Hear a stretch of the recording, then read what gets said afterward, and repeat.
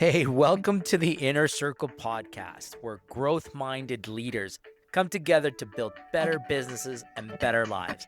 I'm your host, Hector Alvarado.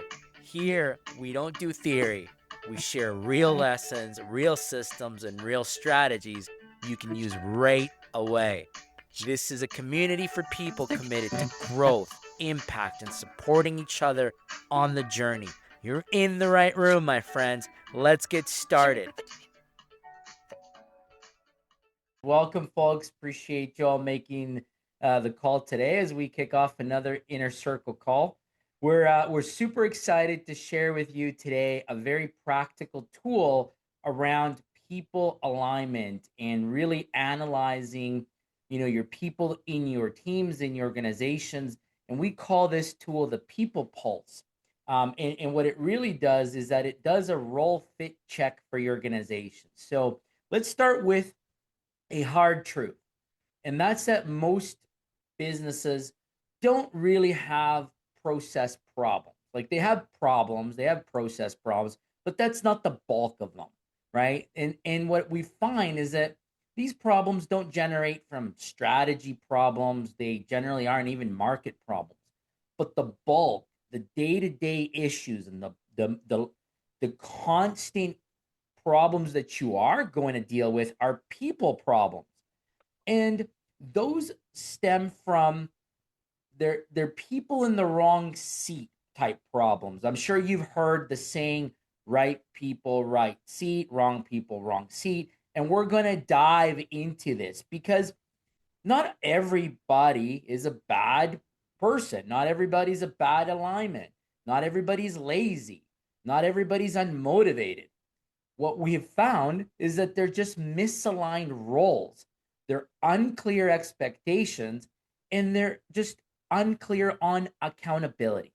And so when the role clarity component is broken, what really happens is that leaders become firefighters, owners become bottlenecks, teams get frustrated, and execution slows down. And the one thing that disappears is accountability. Nobody owns anything. They all finger point to each other, and it gets super frustrating, regardless of the size of your organization. If you're working with someone plus one, you're going to have role clarity and truly understand people alignment. Okay. This role alignment in the people pulse piece. So today we're going to help fix that. In this session, it's going to be all about role fit check. And this is a disciplined way to ensure that the right people are in the right seats with clear expectations and clear core value alignment. By the end of this tutorial here, you will have a framework to evaluate your people, to understand your leadership standard bench work, and sort of bench strength, and clear accountability filters, right? So we're going to give you this clear method to fix misalignment without drama. So why role fit matters? Why is this something that you have to care about? For instance, every scaling business will eventually hit a ceiling. It doesn't matter if you're going from zero to $100,000, from $100,000 to a million, from a million to 10 million. You will hit a ceiling, and that ceiling is not because of effort, and it's not because of ambition. It is because execution quality depends on role clarity.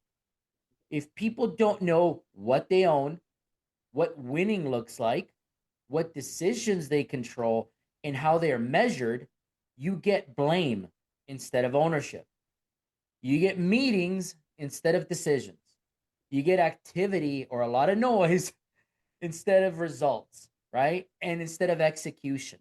So your business cannot scale faster or better if clarity roles inside of it are not defined.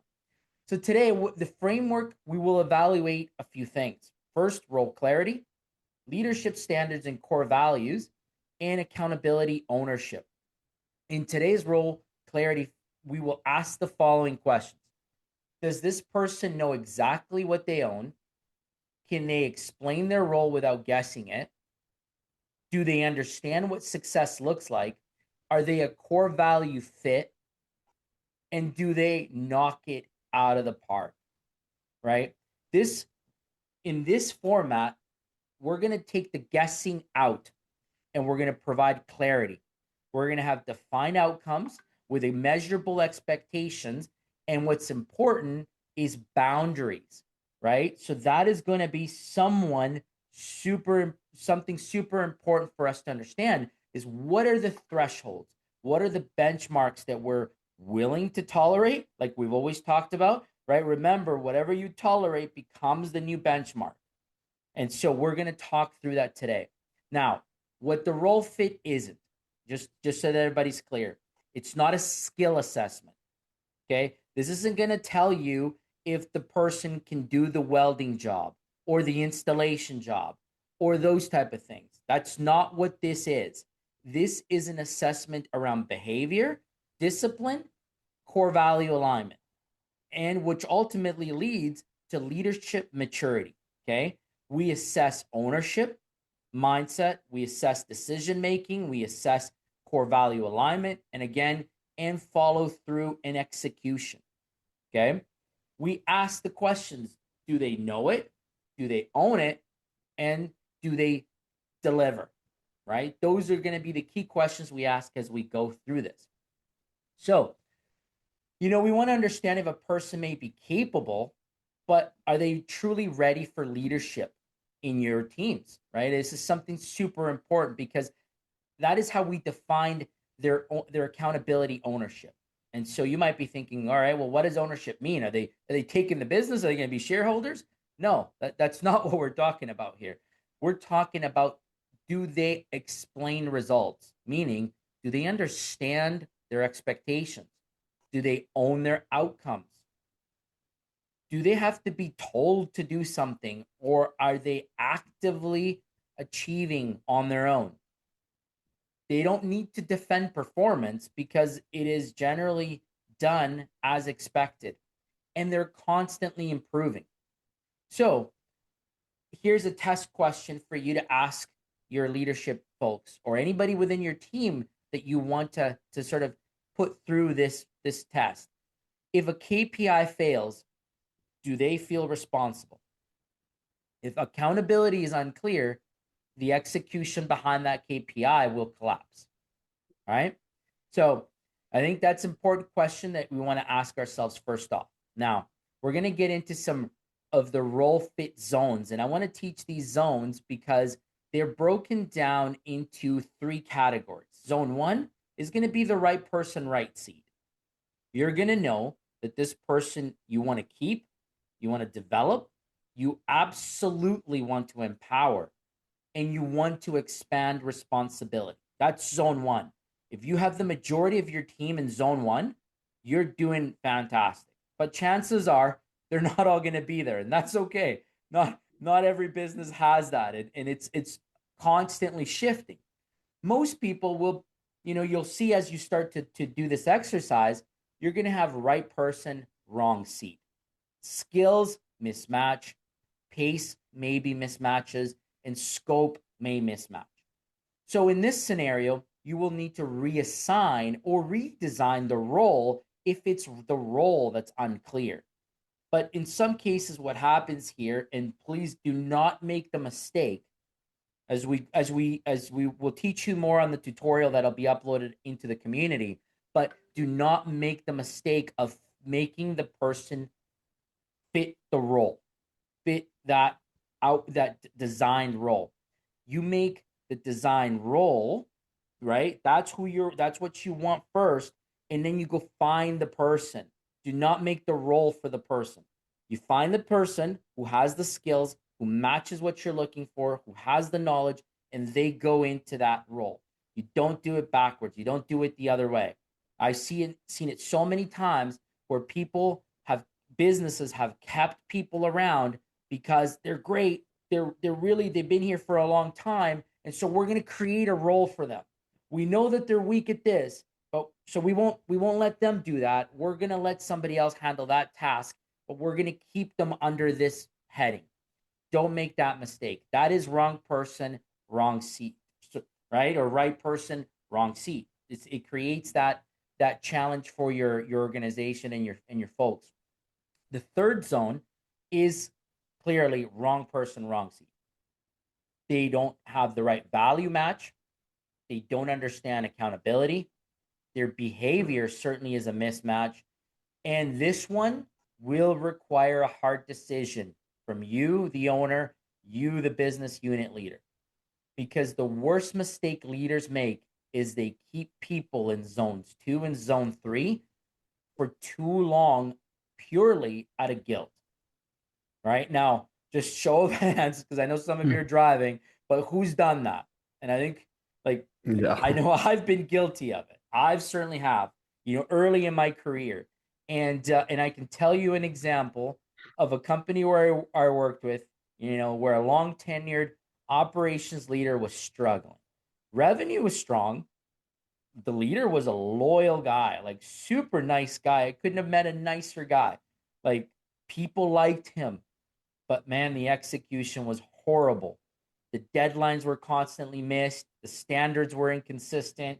There was no accountability. But instead of firing this person, he was the branch manager, And so it didn't make sense. So when we discovered why we were failing, we completed this role fit check, and unfortunately the individual just didn't make the cut.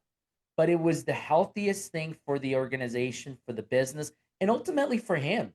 He actually came back to me later, and after he was moved on to do other things, he found his true passion and went on to do that, and was grateful that it happened. So sometimes we think we're doing the right things for people by keeping them around, and it turns out to be not so good for anybody. So have the tough conversation. Those clear conversations are sometimes so relieving. So from my experience, I can tell you, do not make that mistake. All right. So what do we discover?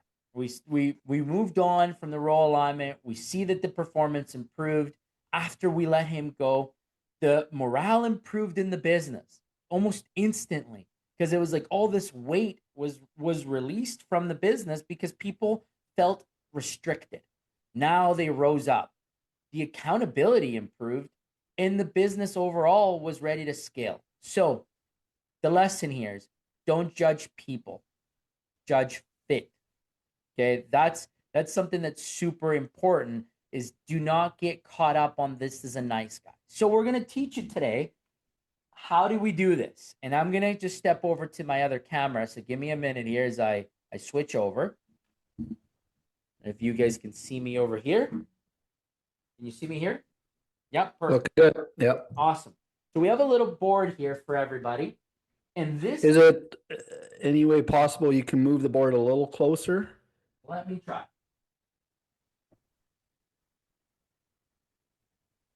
Can everybody see it better? Yeah, a little better there. Okay, here's how we're going to show you all. And this, by the way, will be part of a worksheet that will be uploaded to the tutorial series by Friday. So by tomorrow, it'll be uploaded. And so everybody in the Inner Circle community will have access to the worksheet that will have this as well. Okay. So the tool is called the People Pulse. And the way that we start with is we name the individuals that we want to role fit check. So I have Bob, Lisa, Tom here as an example. Okay. And on the top line, we list our core values. We put, in our case, we lift people up, we experience matters, positive under pressure, clarity over chaos. Those are core values for us in this company, in this fake company that we have listed here. Of course, you should have yours, and if you don't have your core values or how to have core values, you got to put it onto our chat. We're going to have a tutorial on that too, and we're going to teach you how to select, create, and have meaningful core values for your business. Okay, but in this case, we're going to start with our core values, and we're going to measure around, do they know it, do they own it, and do they deliver? Those are our standards for when we're doing a role fit check. Now, for core values, we start off with understanding the bar. What is the bar? A bar is measured by a plus minus, or simply a minus on the core value, meaning that a plus, they live in that core value most of the time, a plus minus sometimes, and a minus they never do. Okay. And so we start first by setting the bar, understanding what is it that you will not negotiate with. Okay. So lift people up. If you want an organization that is truly motivated with people culture and moving people up the right way and helping each other, your standard there needs to be a plus on that core value. Okay. Experience matters. Okay. Maybe that one isn't as critical because you can develop people. So your bar on that could be a plus minus. Okay. Positive under pressure. Again, if you're strong with culture and you want to make sure positivity and that pressure doesn't break people and pressure doesn't become chaos around your buildings and in your staff and in your teams, then this one might be your bar is set at a plus. Okay. Clarity over chaos. This is another one where you might say, hey, I need clarity. I can't have chaos. I need people here that are going to stay absolutely clear. They're going to understand their role. They're going to know it. So this is another one that we're going to put as a plus. So now you've set your bar on your core values as 3 pluses, 1 plus minus. That's your bar. Anyone below that may require a conversation. Okay. And to understand their role fit, as far as their output, do they know it, own it, and deliver it? We use a measurement of just simply yes and no. So we need to understand, again, similarly, what would be the bar on those. So do they know it? Do they know their role? Do they understand what they're going to be expected to deliver? This one, you may say it's not as critical. I might take a no here as they may be learning. They may be new to the team. They may be just coming on and require some training. Do they own it or do they make excuses? Now, this one, you will say, I need a yes, strong yes. I don't want people to give me fluff. I don't want people to give me excuses. I need them to own it. And do they deliver? Do they deliver results? Do they deliver the output? Are they hardworking? All of those things that are very strong to some organizations. And you might say this one needs to be a yes. Okay. So here is your bar. This is where you're going to make sure no one falls below this bar. That's 3 pluses and a plus minus on core values. Again, I only have 4 core values. If you have 5, then this will extend to the number of core values that you have. And your knockout, right? Your not knows it, owns it, delivers it will be a no, yes, yes. Okay. So let's do the exercise. We have Bob sitting with us today. Bob is a tenured employee, been here for 20 years with our company, and Bob is a sales manager. But Bob has been missing his sales target now for 3 quarters in a row. Okay. He has been blaming operations for the fact that he can't sell. Okay. He's been fighting with the operations manager, critiquing operations. And so that's Bob's background, just so you know Bob. Okay. So we're going to go through this. Does Bob lift people up? Probably a minus, since he's been struggling with the team. His experience matters. He's been around here for a long time. So we're going to give him a plus. He knows the ins and outs of the business. He knows our customers. He knows the output. Does he stay positive under pressure? Sometimes. Not always. And clarity over chaos, he's certainly not there. He lives in chaos most of the time. So we're going to give him a minus there. Does Bob know his job? Yes. Bob knows it. Does Bob own his job? We're going to say he owns it. He's putting in the hard hours, the hard work. He's owning it for sure. Does he deliver? Not for 3 quarters in a row, he hasn't delivered. So it's a no, right? So if we were to do a check on Bob, we'll say, well, he's got a minus on one that we would not drop the bar on. He's plus there. He's plus minus on one that we would not drop the bar on, and he's minus here. He's got a yes, and he's got a yes, but he's got a no on another one that we wouldn't drop the bar on. So here we have Bob is below the bar for us. Bob will require a conversation. And this is how you would do a people pulse on a team member in your organization. Similarly, you do the same for Lisa, brand new employee, comes in, she's just brand new to the administrative team. She wants to, she has high aspirations to be a manager one day. She's got a great attitude, but knows very little about what she's getting into. But so does she lift people up? Seems to have a great attitude. Everyone enjoys being around her. We're going to give her a plus. Experience, she doesn't have it. Not today. She's brand new to our team. She's struggling to learn, but she's good attitude. She's positive under pressure. So for now, she's looking pretty good in that sort of scenario where she stays positive. Clarity over chaos is still unknown. We don't know yet. She's still too new for us to say that that she's there. So we're going to give her a plus minus. Does she know it? No. Still too new. Does she own it? Yes, she's putting in the hard work, long hours, putting in her time to learn. She's spending time with her mentor and doing all the right things. Does she deliver so far? Yes. From what's expected of her in her 3 months in, she's been working hard. She's been delivering the output that we've asked of her. So as we look and we measure her, we have 1 plus, that matches, that one doesn't, and this one doesn't. We have a no and a yes, yes, all those match, so those are good.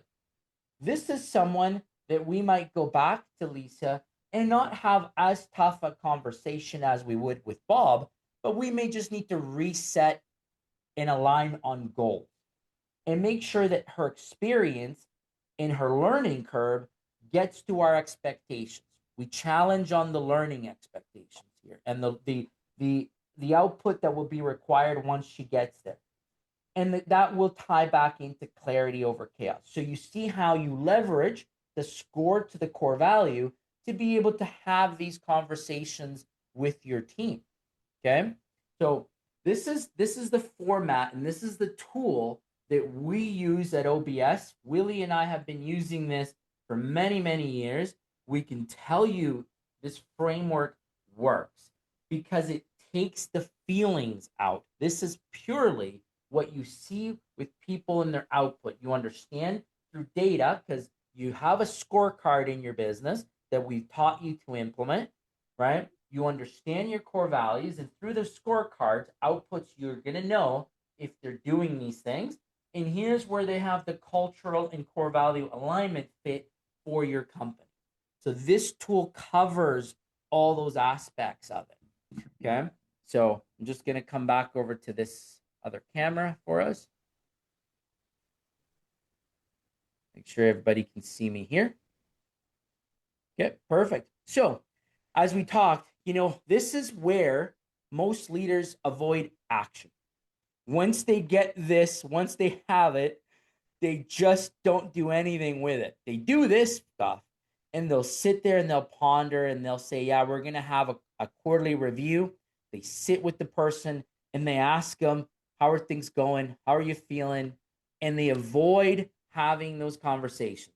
So I'm going to give you 5 steps on how you can act and how you can correct this approach. Step 1, be honest. Tell them this role requires this level of execution that isn't happening. Be open, honest, transparent about it. Step 2, separate the person from the role. This doesn't mean that you don't value that this is a human in front of you. Don't take it that way. It simply means that you're talking about the role. The seat may not be right for you. right? This is something that we're noticing where you're struggling with this. Offer options, a development plan, potentially a role change, or a performance improvement timeline. Those are critical when having these conversations. And step four, set a deadline. If you say you're going to meet and review in 30 days, in 60 days, in 90 days, do it. Do not set a deadline just for the sake of setting one and don't follow through. That will make it look like you don't know what you're doing as a leader. So don't set a fake deadline. If you put one down, step five, act on it. Okay. Dragging it out hurts everyone, as I told you on that experience, because one wrong seat leader will definitely slow down your execution, will kill your accountability, will drain your top performers, will cost you millions. Trust me, and you hear Willie's story in a minute, but it will cost you millions in lost revenue, in lost profitability, and lost momentum. Right? So as we close, a business here doesn't fail fast. It erodes slowly through misalignment in these roles and through the people that you bring in. Right? So it's important that you must act.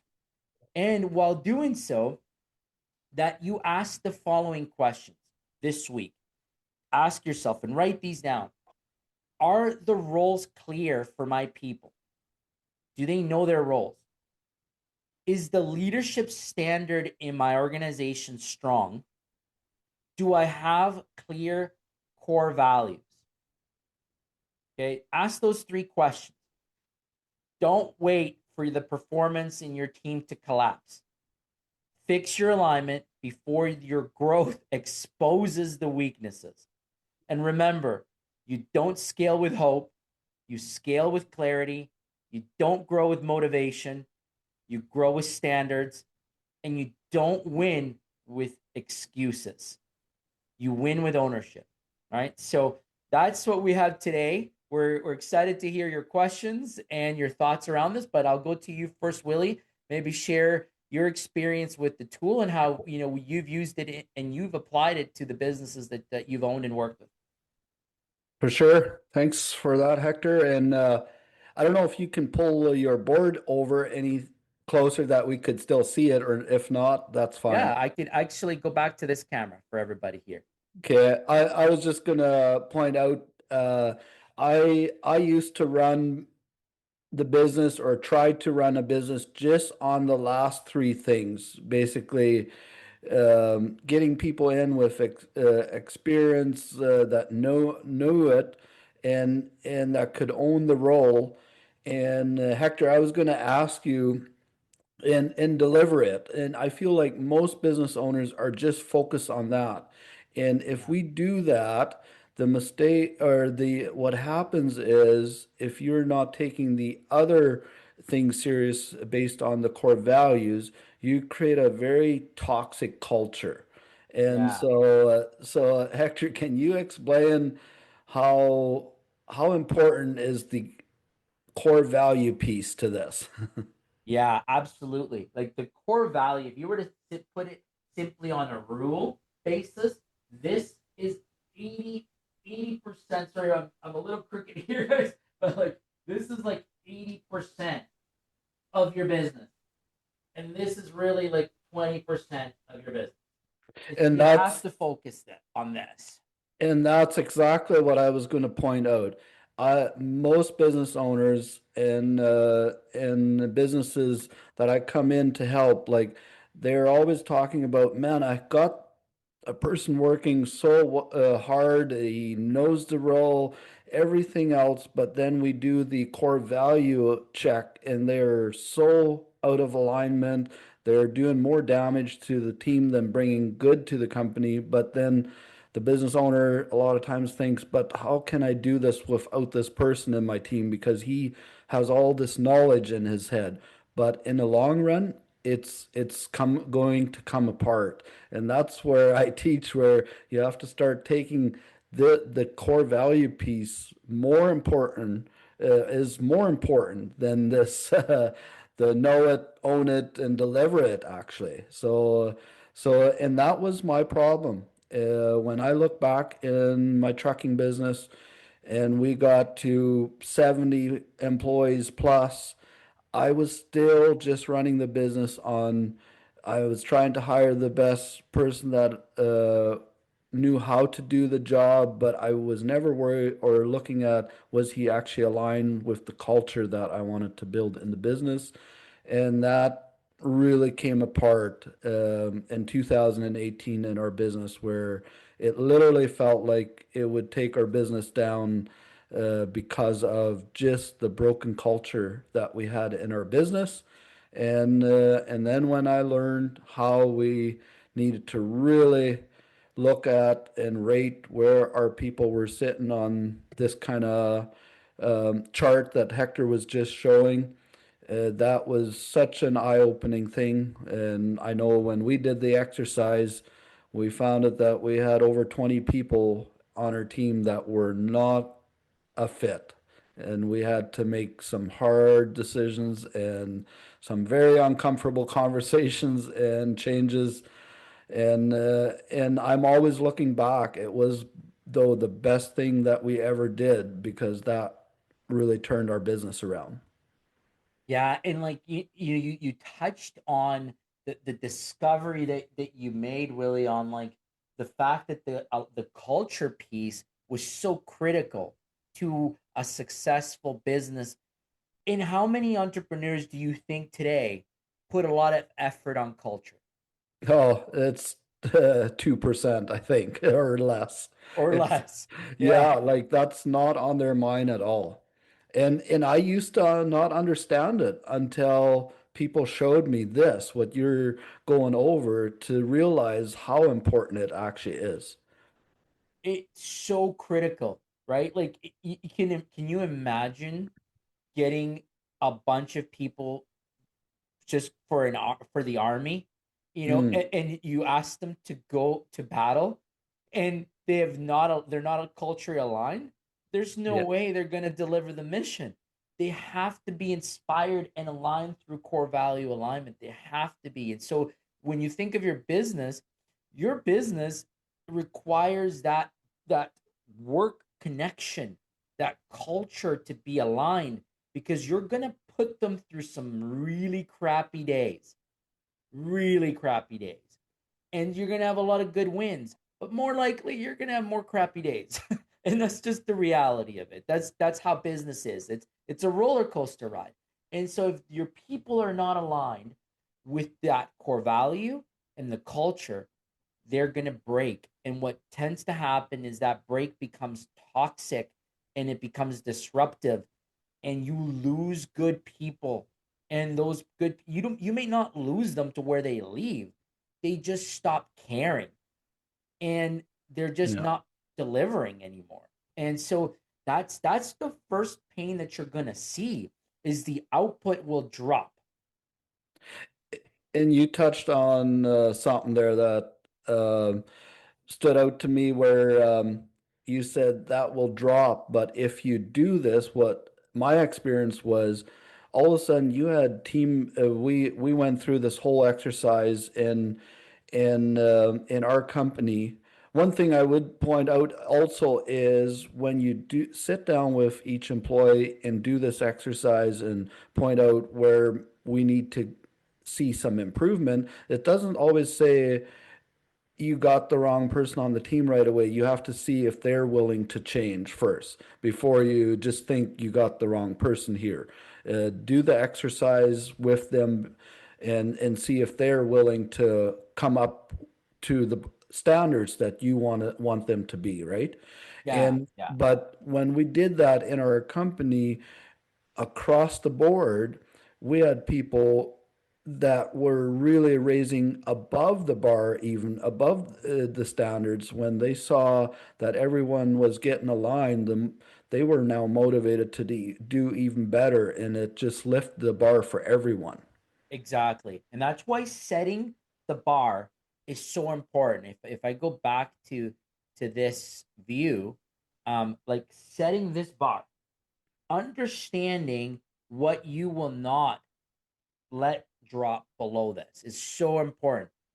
You know where your core values are, but knowing your expectations is the next critical point, because this is where you're going to either raise the output or it will drop for your company if you don't manage the bar. Yeah. Right? So very important that we all understand that. And so yeah, let's open it up. I'm curious to hear thoughts, questions from the room. That's a wrap for today's episode of the Inner Circle. If something in today's conversation resonated, inspired you, or gave you a breakthrough, please share it with someone you care about. The right idea at the right time can change someone's business and their life. So make sure you follow the show, leave a review, and stay connected with us, because this community is built on relationships, real support, and real growth together. Remember that clarity means nothing without action. So choose one insight from today, put it into motion this week, and notice the shift. Thank you for being part of this journey, for showing up for your growth, and for being part of the Inner Circle community. See you in the next episode, and let's keep growing together.